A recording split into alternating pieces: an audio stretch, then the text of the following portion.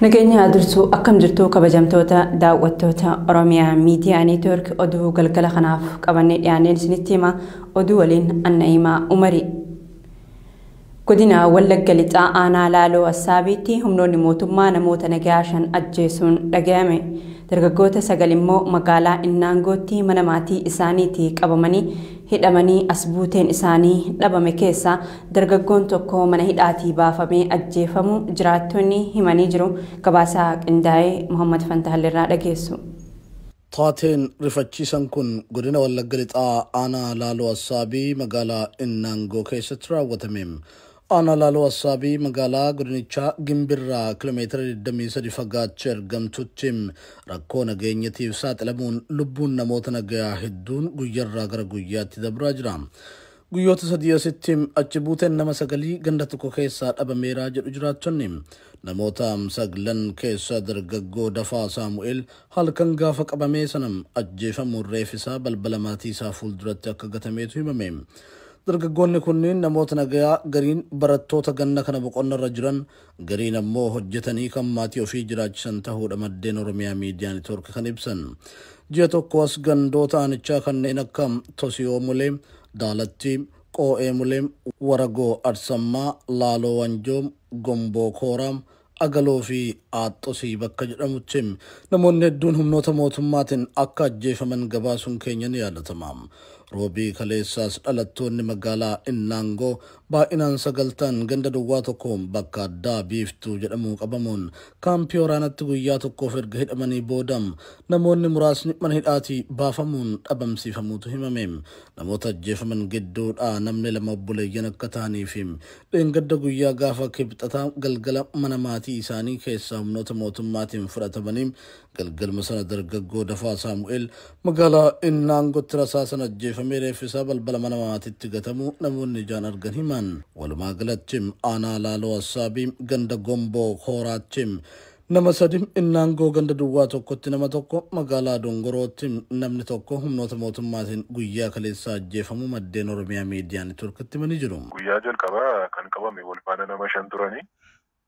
Isaanis Yaaddesaa Gannatii kan jedhamuu fi Olaanii Saamu'eel, Meetii Baqqalee fi Dafaa Saamu'eelii fi jiraattuu Maariqoosiin turanii. Warra kana 5 keessaa kan du'aansaa argame guyyaa kaleessaa sirni awwaalchaa geggeeffamee fi Dafaa Saamu'eel qofaadha.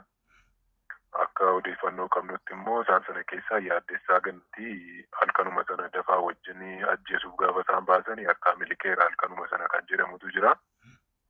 Innis du'aansaaf jiraansaa mammaatti wanta tokko wanta ragaa hin qabu. Kaleessa ganamas immoo nama 4 naannoma mucaan sun du'ee ijoollee qabatan qabu. Isaanis immoo tokko Abdoo Waggaarii kan jedhamu, obboleessuma isaa kan ta'e Naasiroo Waggaarii kan jedhamu, Obsaa Tafarii fi Jabeessaa Girmaa kan jedhamu. Isaan kun ammas qabamanii jiru. Garuu warreen hafan kun eessa akka isaan jiranii du'aniiru ta'e jiraa isaaniitu dhokatatee wanti adda ba'ee ifa ba'ee uummatatti himame tokkos hin jiru. Haala kanaan jiru ammaatti.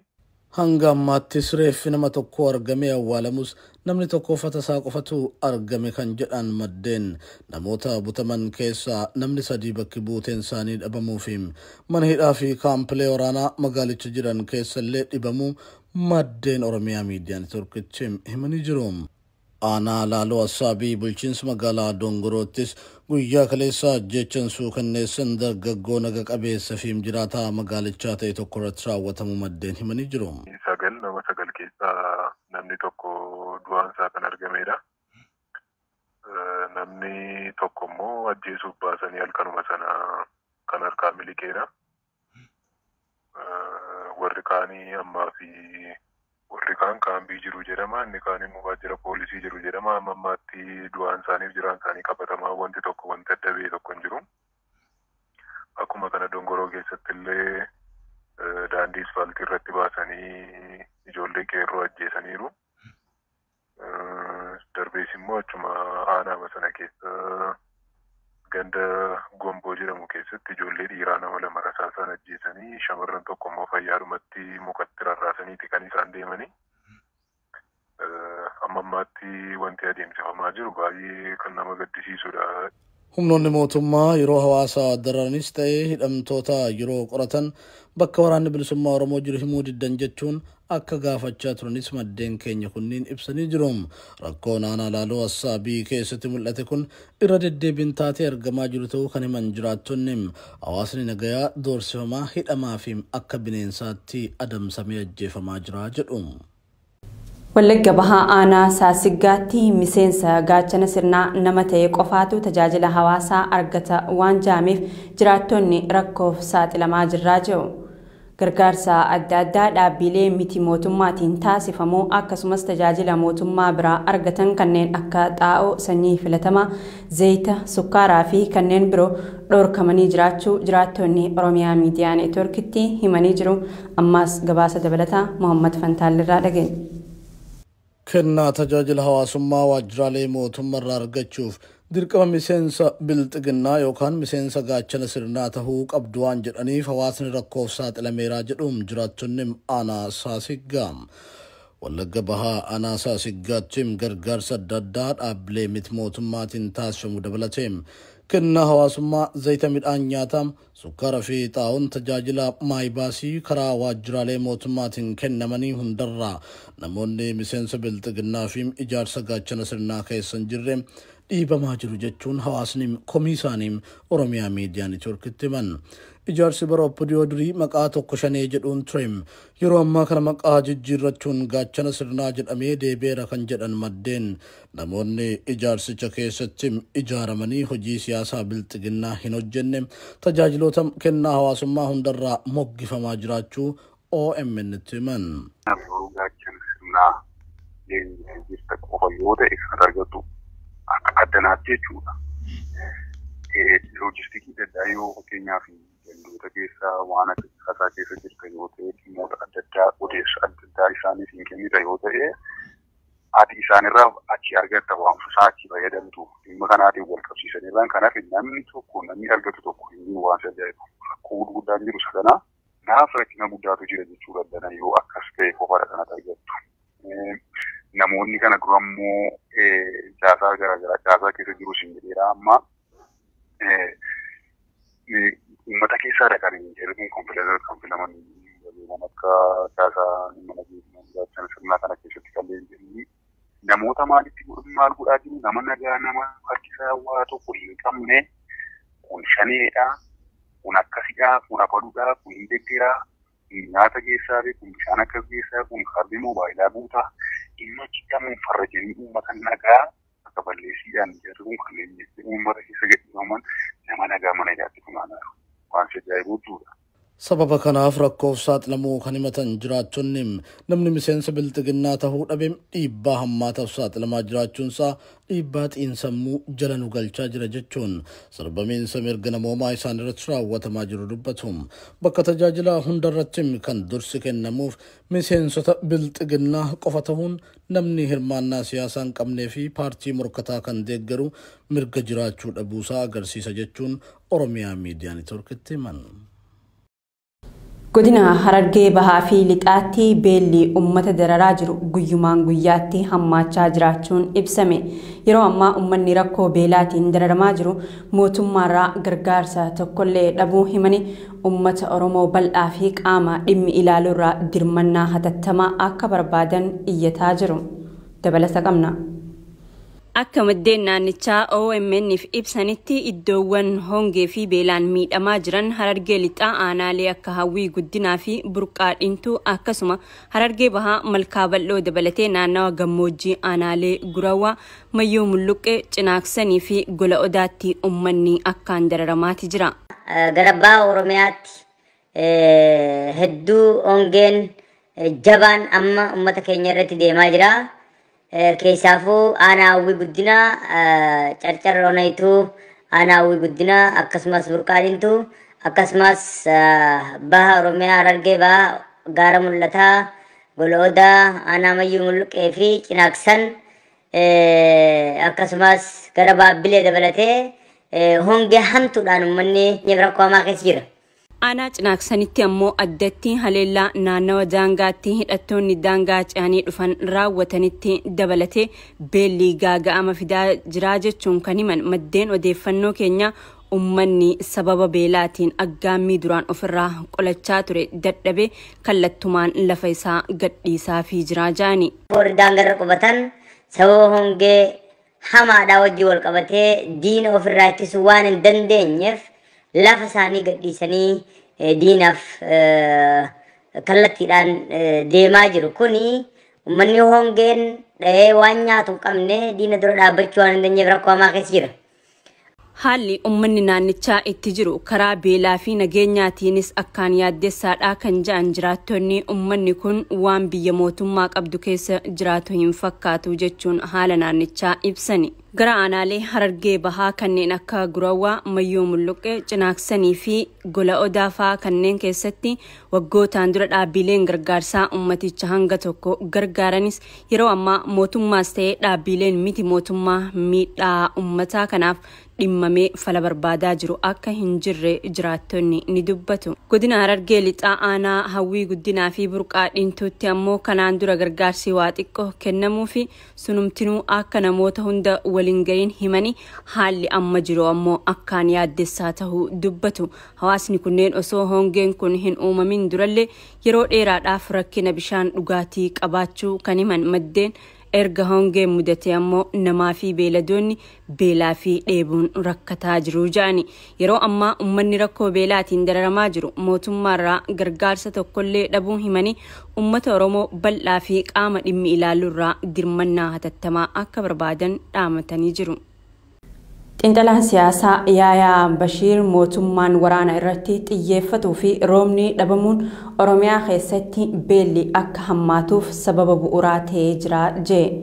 Lubbuun uummata kanaa baraaruuf deeggarsa sassaabuu fi addunyaatti iyyuun barbaachisaa akka ta'es Yaayaa Bashiir dhaamaniiti jiru. Siraaj sabaaf turtii Yaayaan Oromiyaa Miidiyaa Neetwoorkii waliin taasiseerraa gabaasaa qindeessee jira. Kibbaa fi kibba baha Oromiyaatti sababa hongeen dheeratee fi mootummaan xiyyeeffannaa kennuu dhabuutiin lubbuun namaa fi beeyladootaa gaaga'amaati jirti. Naannoo Oromiyaa godinaalee 8 jechuun Baalee Bahaa, Gujii Bahaa, Boorana, Shawaa Bahaa, Harargee Bahaa fi Harargee Lixaa keessatti sababa hongeetiin lubbuun beeyladoota miiliyoona takka tuqaa 5 baduun dhaabbanni biyyoota gamtoomanii ibseetii ture. Yeroo ammaa kana ammoo lubbuun namaa sababa beelaatiin Oromiyaa keessatti badaatii jirti. Xiinxalaan siyaasaa Yaayaa Bashiir mootummaan waraana irratti xiyyeeffatuuf roobni dhabamuun Oromiyaa keessatti beelli akka hammaatuuf sababa bu'uuraa ta'ee jira jedhe.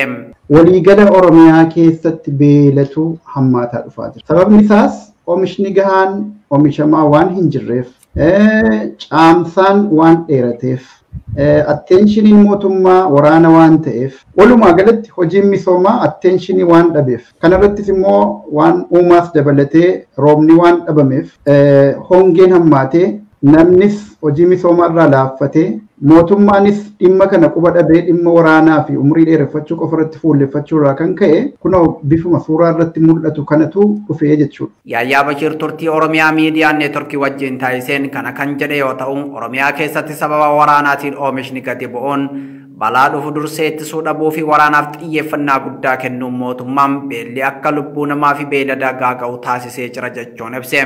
Yeroo itti oomishni gahaan uummata lakkoofsaan hedduu dabalaa deemaa jiru sana sooree quubsuu danda'u dhiisiiti lubbuudhumaan illee tursuu danda'u oomishamaa jiru miti jechuudha. Alarraa gargaarsa argachuutti balballi alaa hundi cufameera. Mootummaan kun mootummoota alaa gurguddaa dur gargaarsaan isa utubanii jiraachisan wajjin lola keessa jira waan ta'eef alarraa wanti dhufaa jiru hin jiru.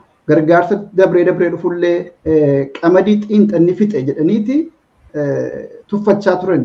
Beelli amma Oromiyaa keessatti lubbuu namaa gaaga'aa jiru beela hamaa ulfaatinni isaan beela bara 1977 gadi hin taanedha kan jedhe Yaayaa Bashiir. Balaan kun atantamaan to'atamuu baannaan beelli hamaan kanaan dura mudatee hin beekne Itoophiyaa mudachuu danda'a jedhe. Kuni beelli biyya sana deddeebi'ee daawwachaa bahe inni jedhame seenaadhaan himamaa ture. Amma bara kanatti immoo akka malee seenaa waggaa dheeraa booda tarii akka bara 77 farrisuu kootii miti dhiifama naa godhaati. Beela yeroo sanaatii gadi hin taanetu as deemaa jira. Inni kun amma fiixee isaati.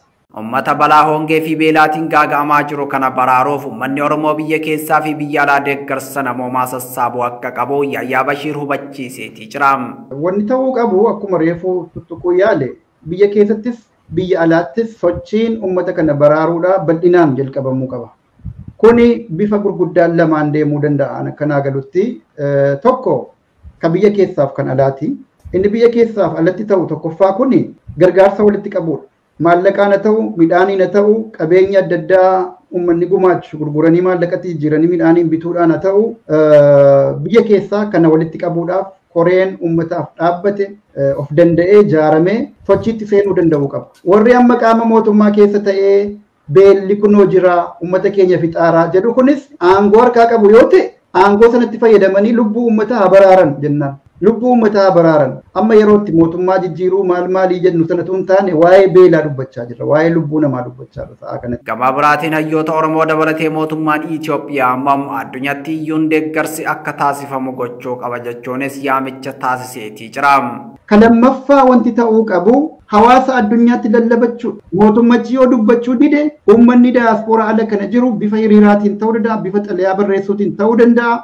Qaamota biyyoota alaa warra nama gargaaran kana mootummoota alaatiin dhumaa jira uummanni keenya Itoophiyaa keessatti uummanni Oromoodha dhumaa jira. Akkuma warra Tigraayitti dubbattan sanatti uummata Oromoo kana quba qabaadha.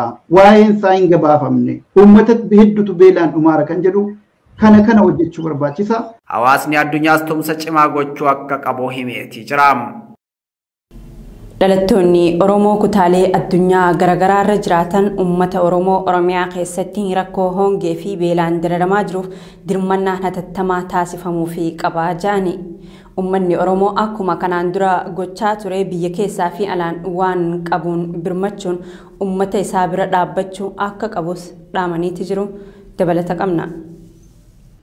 Waggoota afran dabran Oromiyaa guutuu keessatti lola uummata nagaa irratti kallattii adda addaatiin banameen rakkoo nageenyaatiif jecha uummanni ooyiruu isaa qotatee facaafachuuf danqamaa ture.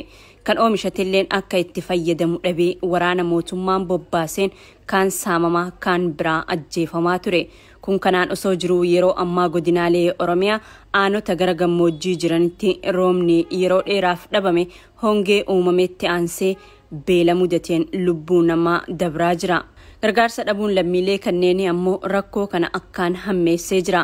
Kanaan dura Oromiyaa keessatti gaafa uummanni kutaa tokko balaa hongee fi beelaan miidhame Oromoonni kutaa biroo akkuma walirra wayyaatiin kan qabu deeggarsa maallaqaa, gariin deeggarsa nyaata beeladoota, gariin ammoo maallaqa gumaachuun waliif birmataa turani. Oromoonni biyyoota addunyaa garaagaraa irra jiraatan hongee fi beela jiraattota godinaalee Baalee, Harargee, Booranaa, Gujii fi kanneen biroo mudate ilaalchisuun Oromiyaa miidiyaa neetwoorkiif yaada isaanii kennan yeroo uummanni keenya beelayaa jirutti cal'ifnee ilaaluun waan nurraa eegamuu miti jaani.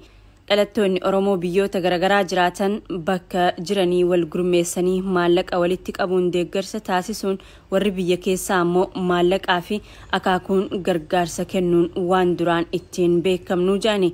Akkuma kanaan dura uummanni Oromoo biyya keessaa fi biyya alaa waan qabuun birmachuu fi akka qabu miseensi koree waaldaa kuraa galaan obbo Qalbeessaa Muhammad dubbatanii jiru. Hongeen kallattii adda addaatiin uummata keenya miidhaa guddaa irraan ga'ee ummanni keenya waan nyaatu dhabee beelaan du'aa jira jechuudha. Kanaaf ammoo ummanni Oromoo bal'aan hongee Oromiyaa keessatti deemaa jiru akkuma aadaasaa wal gargaaree ummata keenya du'a baraaraa turre arraas ummanni Oromoo taa'ee wal irratti ilaaluu osoo hin qabne dirmatee beela balaa hamaa ammaan tana ummata keenya mudatee ummanni keenya horiin isaa du'ee lubbuun namaa waan nyaatu dhabdee dabaraa waan jiruuf keessaafuu ummanni Oromoo bal'aan biyya keessaa fi biyya alaa jiran bakkoota hongeen hammaattee lubbuun namaa darbu jiru irratti yoo walii dirmatanii akkuma duritti lubbuu wal dhaqqaban hedduu barbaachisaadha. Kana irratti immoo isin sagalee taatanii ummata Oromoo bal'aa biraan gurra buusuun keessaniif hedduu galatoomaadha. Kana gochuuf ammoo uummanni biyya keessaa fi alaa wal hubannoo fi tokkummaa uumuun akkaan barbaachisaadha kan jedhan namoonni yaada kennan. Oromoon tokkummaa qabaannaan rakkoo beelaa fi roorroo diinaa mara qolachuun akka danda'amus hubachiisaniiti jiru. Uummanni Oromoo alaa fi keessaan tokko ta'ee tokkummaadhaan qindaa'ee gargaarsa bal'aa ta'e kan uummata kana rakkoo kana furuu danda'u godhuutu irra jiraata. Tokkummaadhaan waan kana godhuun fakkeenya gaafa uummanni Oromoo Somaaliyaa irraa buqqa'u Oromoon tokko ta'ee bakka takkaadhaan qindoominaan uummata san qubsiisuu akka dandeetti ammas uummata Oromoo kabeelee kana tokkummaadhaan bakka takkaatti ka'ee bira dhaabbatee rakkoo hongee amma dhufe kana uummata Oromoo lubbuu baraaruutu irra jiraata. Tokkummaan kun waa hedduuf nu gargaara. Rakkuma qabsoo Oromoo keessatti jiruu fi haaluma amma deemaa jiru kanaafillee furmaata bal'aa waaraa fiduu danda'a waan ta'eef uummanni Oromoo bakka tokkotti deebi'ee bifa qindaa'een uummata kana bira dhaabbatee uummata kana yeroo osoo hin kennineefitti tokkummaadhaan bakka jiru keessaa alaan ka'ee ummanni kun lubbuun isaa dhaqqabamuu qabaa jechuudha. Nuti akka sabaatti rakkoon kamuu yoo nutti dhufte rakkoo sana keessaa bahuuf teenyee qaama biroo eeguun nurra hin jiraatu kan jedhu ammoo qeerroo biraa biyya Ijibti magaalaa Kaayiroo irraa dubbifneedha. Namoonni yaada kennan lammiif gumaacha jechuun ummanni lammii isaa rakkate bira dhaabbachuun akkaan barbaachisaa akka ta'e dhaamaniiti jiru. Dhaabbanni fayyaa addunyaa gaanfi Afrikaa rakkoo beelaa waggoota 70 dabran keessaa isa hamaa ta'e keessa jira jedhe. Dhaabbatichi akka ibsetti gaanfa Afrikaatti namoonni miiliyoona 37 ol ta'an beela cimaa keessa kan jiran yoo ta'u daa'imman waggaa 5 gadi tilmaamaan miiliyoona 7 ta'an hanqina nyaataa cimaa keessa jiru jedhee jira. Siraaj sabaaf dabalata qaba. Dhaabbanni fayyaa addunyaa gaanfa Afrikaa keessatti namoonni miiliyoona 37 ol balaa beelaa cimaa keessa jiraachuu beeksise. Rakkoon beelaa kun ammoo waggoota 70 darban keessatti mudatee kan hin beekne yoo ta'u sababa kanaan namoonni miiliyoonaan lakkaa'aman beelaaf saaxilamaniiti jiru. Fedhii nyaataa dabalaa dhufeef deebii kennuu fi rakkoon nyaataa gara rakkoo fayyaatti akka hin jijjiiramne ittisuuf ejensiin dhaabbata biyyoota gamtoomanii doolaara miiliyoona 100 fi miiliyoona 23 caalan akka kennamu gaafachaati jira. Gargaaraan daayireektar olaanaa deebii balaa tasaa dhaabbata fayyaa addunyaa Ibrahim Soosifaal haalli jiru balaa guddaa qabam amma tarkaanfii fudhachuu qabnam rakkoo maallaqaa gadi aanaa kana keessatti itti fufuu hin dandeenyu jechuun yaaddoo qaban ibsaniiti jiru. Ibrahim Soosi yaada biraa fuula Tiwiitara isaa irratti barreesseen rakkoon nyaataa fi fayyaa gaanfa Afrikaa keessatti mudate kan nama rifaasisuudha. Maallaqa gahaa uummata eeguuf nu gargaaru hin qabnu namoonni miiliyoonaan lakkaa'aman beela'uu fi tajaajila fayyaa barbaachisaa ta'e argachuu dhabuu isaanii rakkoon wabii nyaataatiif saaxilamaa jiru jedhe. Jijjiiramni qilleensaa walitti bu'iinsi gatii nyaataa dabaluu fi weerarri COVID-19 rakkoo hongee fi beelaa kana hammeessuu dhaabbanni fayyaa addunyaa ibseetii jira. Hooggantuun taatee yeroo dhaabbata fayyaa addunyaa Soofiyaa Me'ez waqtiin rooba 4 rooba malee darbee jira. Waqtiin 5ffaanis rooba malee akka darbu tilmaamamaa jira. Bakkeewwan gogiinsi jiru hundatti rakkoon hammaataa deema jechuun ibsaniitii jiru. Gaanfa Afrikaatti namoonni miiliyoona 37 shallaggii sagantaa gargaarsa wabii nyaataa ramaddii 3ffaa irratti kan argaman yoo ta'u ji'oota dhufan muraasa keessatti gara ramaddii 4ffaa akka ce'uu danda'an tilmaamama. Keessumaa bahaa fi kibba Itoophiyaa, bahaa fi kaaba Keeniyaa akkasumas kibbaaf giddu galeessa Somaaliyaa keessatti hidhaan hamaan sababa hongee fi gogiinsaatiin dhaqqabaa jira jedham ibsi dhaabbata fayyaa addunyaa. Suudaan kibbaa keessatti ammoo namoonni miiliyoona 8.3 wabii nyaataa dhabuun rakkoo beelaatiif saaxilamuun dhaabbanni fayyaa addunyaa ibseetii jira. Dhaabbatichi hanqinni nyaataa cimaan yeroo mudatu uummanni nyaataa fi dheedicha barbaaduuf socho'am kun ammoo godaansi akka dabalu taasisee jira jedhe. Dhaabbata biyyoota gamtoomaniitti waajjirri qindeessaa deeggarsa namoomaa Ochaan kibbaa fi kibba baha Itoophiyaatti sababa hongee fi waraanaatiin namoonni miiliyoona 7.4 beela'anii jiraachuu kan ibse yommuu ta'u beeyladoonni miiliyoona 2.5 gaandoo ibsuun isaanii yaadatama. Komishiniin sarbama mirgoota namoomaa idil addunyaa qoratu kan dhaabbata biyyoota gamtoomanii iddoo haleellaawwan itti raawwataman dhoorkaa malee daawwachuuf hayyama gaafate. Komishiniin kun erga hundeeffamee miseensonni komishinichaa yeroo jalqabaatiif Itoophiyaa deemaniiti jiru.